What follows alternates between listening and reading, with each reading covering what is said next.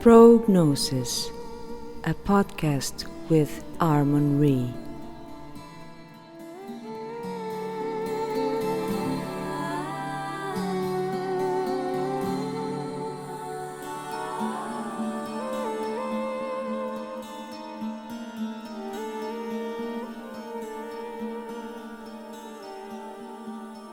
Welcome everyone. This is Pro.Gnosis episode 16, and today we have Noble Intent as a guest. Noble has been, in communication with me for quite some time, over at the Discord conversations on and off, and he's always had some very interesting insights. And especially, I wondered because of late I had some observations about astrology in the more, if you like, scripted sense, and decided that because Noble is very proficient, although as he names himself an amateur, but very proficient amateur in astrology. So I thought, Noble is the right guy to talk about this. So without further ado, welcome Noble. Hey, greetings. Absolutely lovely to be with you, Armin. Yes, likewise. Likewise. So how's life been treating you over there? You're back in Mexico now? Yeah, down in Mexico. We're on the backside of the high season, and the heat's picking up, and the rains are coming, and it's been a good season, though. Love it down here. Excellent. So let's get to the meat of the subject. You've always shown yourself to be very knowledgeable in regards to astrology. From an amateur sense, very well. I'm an amateur as well. And of late, I have observed that, of course, it is obvious that the script writers on the world stage that make up, let's say, the story around our perceived existence do use astrology. That is obvious, and they copy astrological myths onto their stories. What I postulated was, could it be that they being aware of organic time cycles that happen, in a natural sense, be directing the attention away from what would happen organically in those cycles towards what, a sort of voodoo doll story, so that people, instead of living through that organic cycle that would bring about some necessary change or some necessary realization, that they, are distracted by something elsewhere. I'll show you, this doll in this hand, and you pay attention to this, and therefore you miss the opportunity of looking at yourself. Does this make any sense to you in an astrological level? Well, excuse me, by all means. Yeah, without question. It's clear to me, and based on the conversations you and I have participated in, directly one-on-one and just in small groups and whatnot, it seems that the men and women, the powers that be, those who have control over the apparatus to reach our sensory perceptions, right? So Hollywood, better known as Hollywood, the music industry, the various media outlets, etc.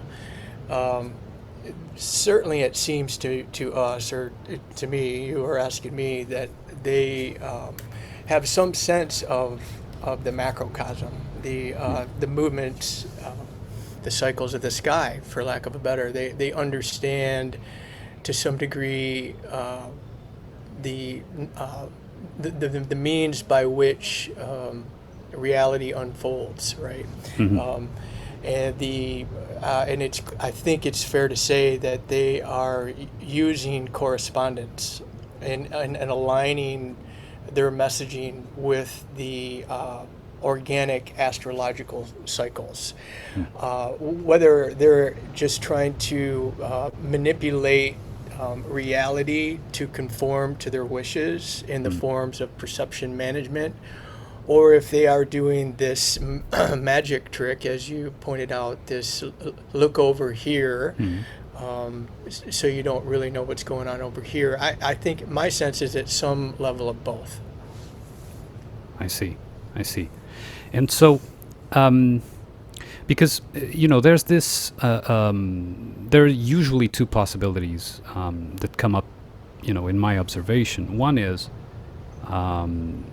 if the actual lights in the sky have an inherent power, or if the lights in the sky are merely a clock, dictating cycles of time. And so it's time itself that holds, let's say, the power. So we could say, for example, you bake a cake in the oven, right? And so you put the timer on, right? And when that timer rings, you know that the cake is ready.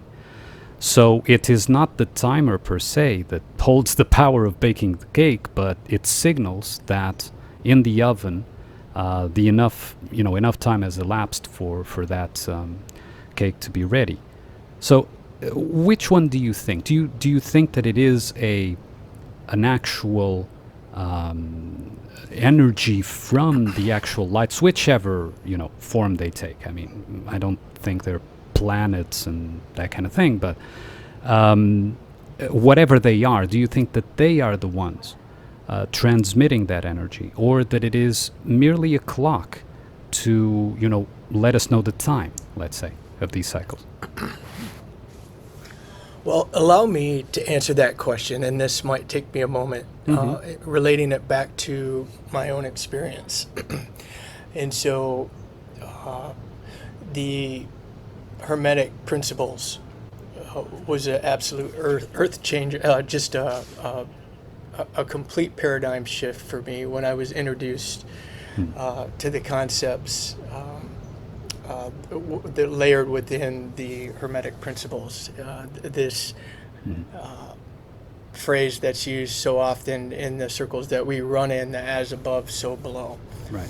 And it really was a doorway out of the Judeo-Christian centric box that I had lived in for 15, 20 years.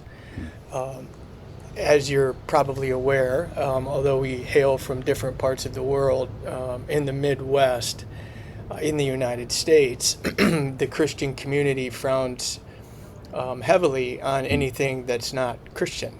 And in fact, there's lots of infighting between the Catholics and the Protestants, et cetera, and all of this. So astrology, Hermetics,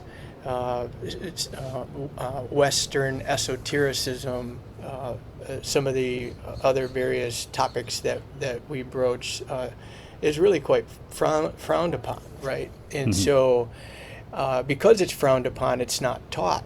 It's when I say taught, it hasn't hailed down through the generations.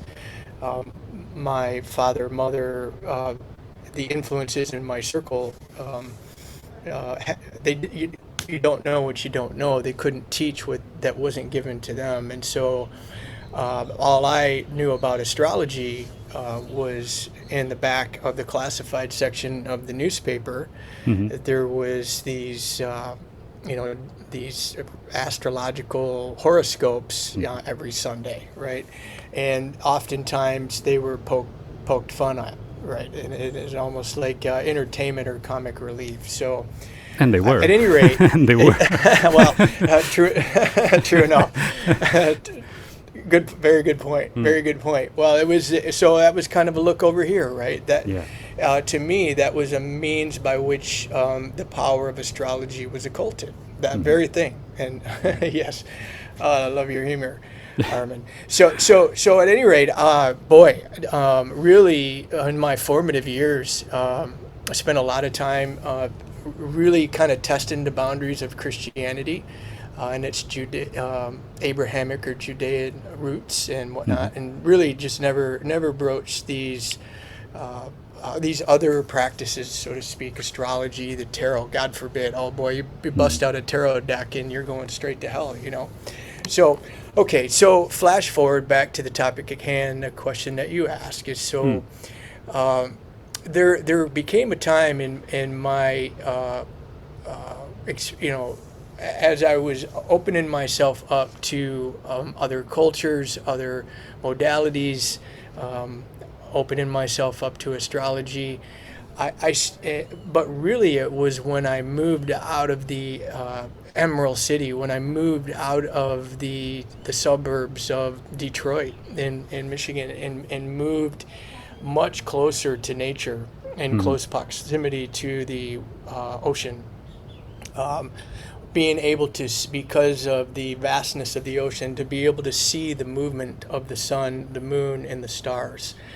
Just simply the ionized water coming off said ocean, and then as it's caressing the sands, right? So the earth, and then so the magic that happens when the elementals meet, when they come together, and a beach on the ocean is one of those magical places. We've got a volcanic activity right off the coast. There's mountains less than 100 kilometers behind me, and so all of a sudden I find myself I guess starting to align with the clock of nature, right? Right. And so it was encouraged to me as my sympathetic resonance, as I started to raise my vibe, so to speak, and run into some people that had dove into some of these other modalities that I'd largely shielded myself or was shielded from. They started to encourage me to pay attention to the moon. And that was a real biggie. You know, the moon cycles, right? To start to understand, when is the new moon? When is the full moon? When's the first and the third quarter squares? What does that mean? Why is it important? Did you notice how it differs from the calendar that has been provided to you back in society? Right. Did you notice how it seems to be off to some degree from the measurement of time that you were brought up on in the Emerald City there, right? So, Right.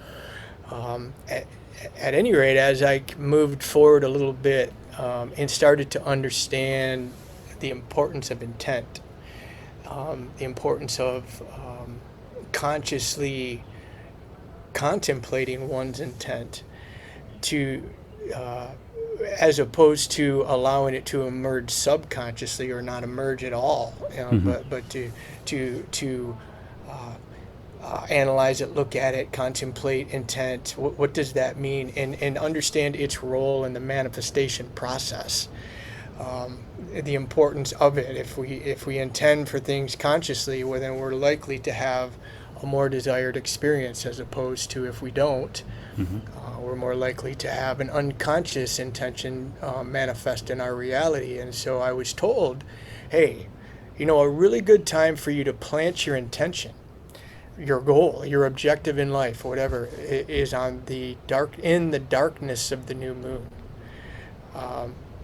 And so what does that mean? The darkness of the new moon, right? So why is that relevant? And then the correspondence started to blossom and flower into my mind and my understanding that what they mean by planting the seeds of intent in the darkness of the new moon into the fertile soil of the earth, Gaia, the feminine, planting the seeds of intent into the womb, into the darkness of the womb, in the absence of light. That is an excellent time for one to do so, to sow seed, right?